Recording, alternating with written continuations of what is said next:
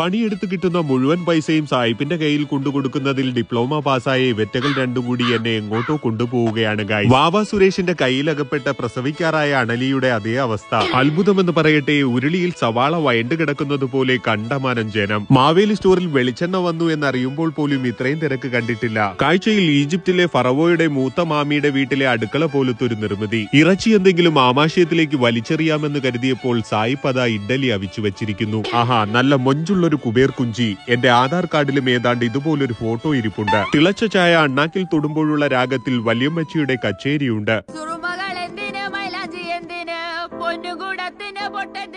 എന്റെ പൊന്നമ്മച്ചി, എനിക്കും അതറിഞ്ഞൂടാ. ഷാകാൻ കിടക്കുന്നവൻ പോലും ഈ ഒരു വാക്ക് കേട്ടാൽ മുതിര തിന്ന കുതിരയെ പോലെ കണ്ടം വഴി കുതിച്ചു ചാടും. അതാണ് ലോങ് വീക്കെൻഡ്. ആഴ്ചയുടെ ഇടയ്ക്ക് വരുന്ന പൊതു അവധിയെ എടുത്ത് വെള്ളിയാഴ്ചയിലേക്കോ തിങ്കളാഴ്ചയിലേക്കോ മാറ്റിയിടുന്ന പരിപാടിയാണ് ലോങ് വീക്കെൻഡ്. അടുപ്പിച്ച് അവധി കിട്ടിയ സന്തോഷത്തിൽ കിട്ടിയതെല്ലാം വാരിക്കൂട്ടി പെട്ടിയിലാക്കി ഗൂഗിൾ മാപ്പിന്റെ കൊച്ചച്ഛന് പോലും കണ്ടുപിടിക്കാൻ പറ്റാത്ത സ്ഥലവും കണ്ടുപിടിച്ച് ബോട്ടും കെട്ടിവലിച്ച് എങ്ങോട്ടെങ്കിലും ഒക്കെ പോകും. കോഴിക്കോട് പോലുള്ള സഞ്ചരിക്കുന്ന വീടുകളും റോഡിലൂടെ തേരാപാര പോകുന്നത് കാണാം.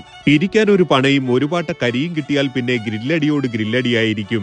ഇത് മണത്തറിഞ്ഞ് രമേശും സുരേഷും കോലാലംപൂരിലേക്ക് രക്ഷപ്പെട്ടു. കാരണം കാനഡയിൽ ഹണ്ടിംഗ് ലൈസൻസ് ഉള്ളവർക്ക് ഈ ഭീകരന്മാരെ വെടിവെച്ച് കൊന്ന് കൂട്ടാൻ വച്ച് കഴിക്കാവുന്നതാണ്.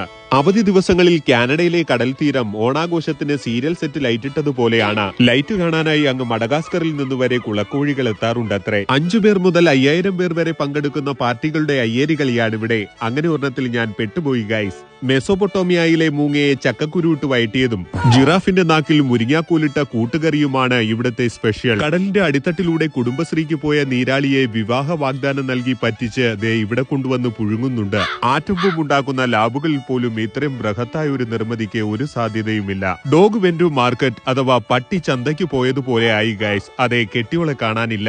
സിറ്റുവേഷൻ അനുയോജ്യമായ ജിങ്കണമണി ജിങ്കണമണി സിറിച്ചുപുട്ട നെഞ്ചില് ആണി എന്ന പാട്ട് ഒരു അപ്പൂപ്പനിരുന്ന് വായിക്കുന്നുണ്ട്. കാണാതായ ഭാര്യമാരെ ഈ 3 കടകളിൽ മാത്രം അന്വേഷിച്ചാൽ കിട്ടുമെന്ന് വാസ്കോഡഗാമ പണ്ട് പറഞ്ഞിട്ടുണ്ട്. പുള്ളിയുടെ ഭാര്യയെ സാധാരണ ഈ കടയിൽ നിന്നാണ് അത്രേ പിടിച്ചോണ്ട് പോകാറ്. വേദി 2-ൽ കലാതിലകം കുമാരി ലതയുടെ അരങ്ങേറ്റം നടക്കുന്നുണ്ട്.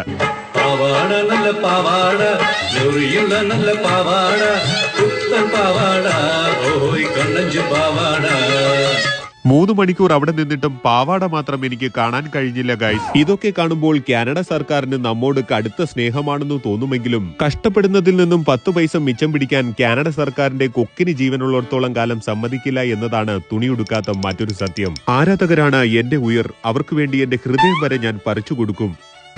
എന്റെ അമ്മയെ നയൻതാര ചത്തതുപോലെ കിടന്നാലോ? ഇപ്പൊ നിങ്ങളുടെ ഹീറോ എന്ത് ചെയ്യുന്നു? ദേവസംഗീതം